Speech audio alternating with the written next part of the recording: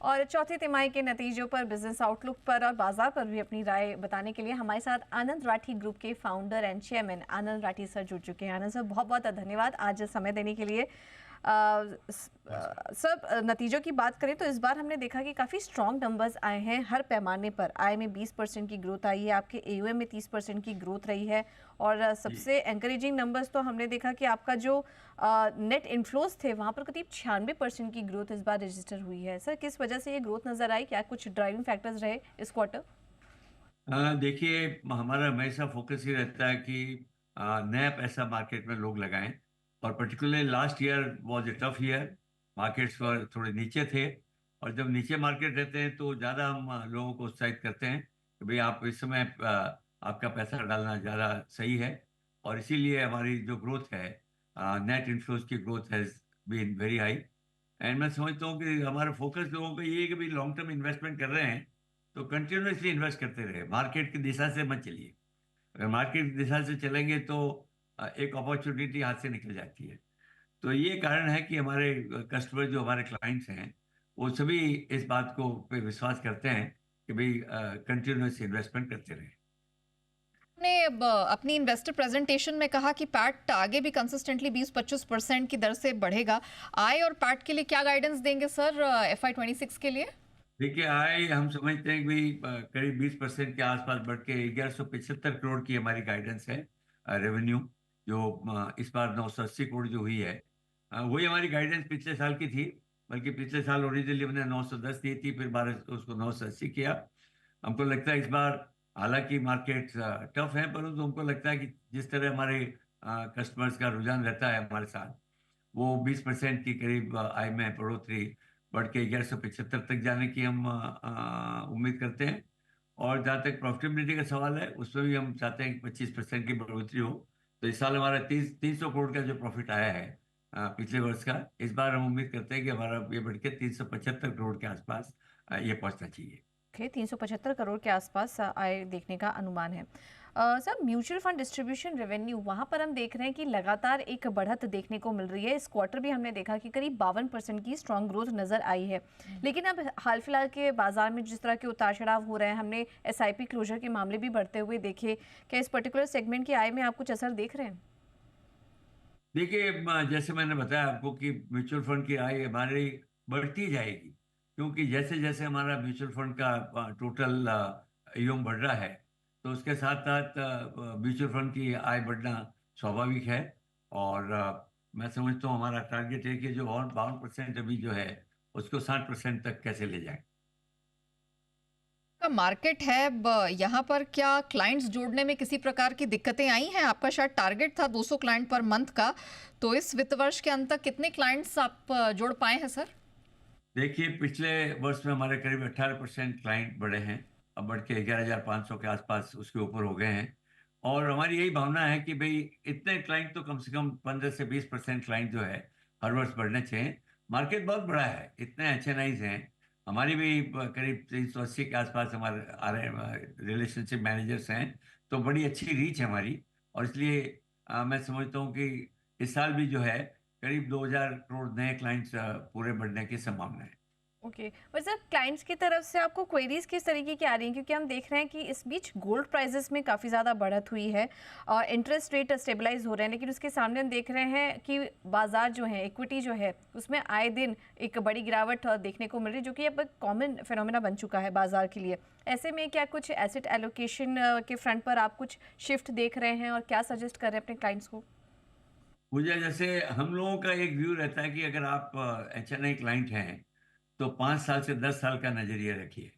1 साल 6 महीने का नहीं, क्योंकि अगर एसेट एलोकेशन अगर आप चेंज करते रहें तो कई बार अच्छे टाइम आपसे निकल जाएंगे। इसलिए हम हमारा कोई उद्देश्य नहीं है कि हम एसेट एलोकेशन चेंज करें। अभी जो हमारा एसेट एलोकेशन उसी पे हम चलते हैं, क्योंकि पिछले 12 साल से एक ही तरह के एसेट एलोकेशन में हमारे क्लाइंट्स ने बहुत अच्छी रिटर्न उनको मिली है। और हमारे क्लाइंट भी समझने लगे हैं। और हम जो भी बात करते हैं, हम उसका एक बेसिक डाटा बेस्ड उनको एनालिसिस करके देते हैं। जैसे आपने कहा कि भाई मार्केट इतना खराब था फिर भी पैसा हमारे क्लाइंट से क्यों लगा है, हमने ये उनको एनालिसिस करके दी। 25 25 साल का रिकॉर्ड देखे हैं। जब भी मार्केट लो गया है तो ऑन एन एवरेज 40 से 45% उसमें बढ़ोतरी एक साल में आ गई। तो ये जब आदमी डाटा समझता है, देखता है, तो उससे फिर समझ जाता है कि भाई अच्छी बात है, कंटिन्यूस पैसा लगाने में ही फायदा है, मार्केट में टाइमिंग करने में कोई भी किसी को फायदा नहीं मिला है।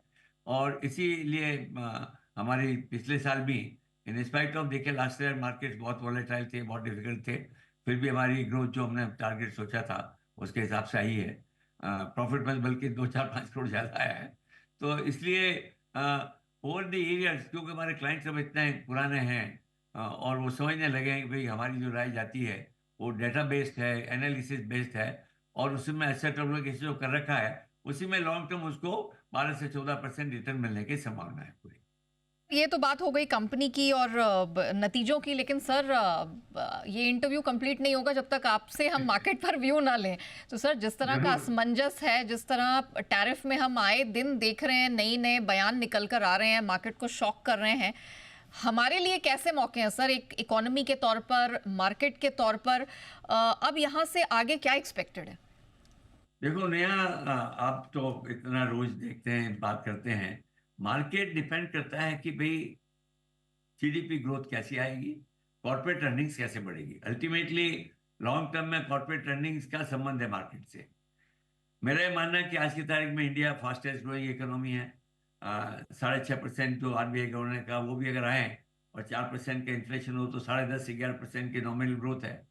तो अच्छी कंपनियों की ग्रोथ कम से कम 10% से ऊपर ही होनी चाहिए, और जो कंपनियां अच्छी है, बल्कि मेरा मानना है कि ऑन एन एवरेज 12 से 15% की ग्रोथ अच्छी कंपनियों में आनी चाहिए। इसलिए मार्केट में ये एक अच्छे मौके हैं जब मार्केट में इतनी गिरावट आती है ड्यू टू एक्सटर्नल फैक्टर्स। हाँ, इन सब का टैरिफ में थोड़ा बहुत असर अपने, क्योंकि ग्लोबल इकोनॉमी में इम्पैक्ट आ सकता है, अपने ऊपर इफेक्ट आ सकता है, पर वो बहुत नॉमिनल है। जैसे आरबीआई गवर्नर का भी 6.7 से उन्होंने 6.5 किया, तो बहुत मामूली। अगर 0.2 या 0.3 अगर जीडीपी ग्रोथ में कोई फर्क आए तो बहुत बड़ी बात नहीं है। ऑन दी अदर हैंड देखिए, अपनी नॉट ओनली जीडीपी ग्रोथ अच्छी है, इन्फ्लेशन कम होता जा रहा है, ब्याज की दरें कम होती जा रही हैं। तो जब भी ब्याज की दरें कम होगी तो इन्वेस्टमेंट और कंजम्पशन में बढ़ोतरी होगी, तो इकोनॉमी अच्छा करेगी, तो कंपनियों की कॉर्पोरेट रेवेन्यू बढ़ेगी, अर्निंग बढ़ेगी।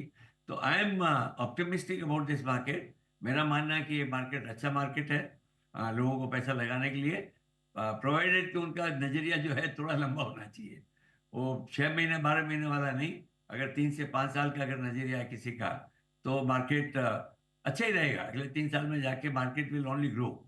और जिस तरह की देश की अर्थव्यवस्था अब एक हाई ग्रोथ ट्रैक पे अर्थव्यवस्था आ गई है, क्योंकि अपने यहाँ इंफ्रास्ट्रक्चर में इतना इन्वेस्टमेंट हो रहा है और साथ साथ में सब जगह कंजम्पशन बढ़ता जा रहा है, तो ओवरऑल इन्वेस्टमेंट बढ़ेगा, प्राइवेट सेक्टर का भी बढ़ेगा। तो ये तो पॉजिटिव फैक्टर से जाते हैं। दूसरा एक पॉजिटिव फैक्टर, पिछले 2 साल में एफआई ने इतना बेचा माल, अब मेरा मानना है कि अब दैट विल गेट रिवर्स, क्योंकि अगर इमर्जिंग मार्केट्स में पैसा लगाना है, अमेरिकन मार्केट्स की अनसर्टेनिटी बढ़ रही है, तो India is definitely a good market जहां मुझे लगता है कि एफआई का पैसा फिर से आएगा।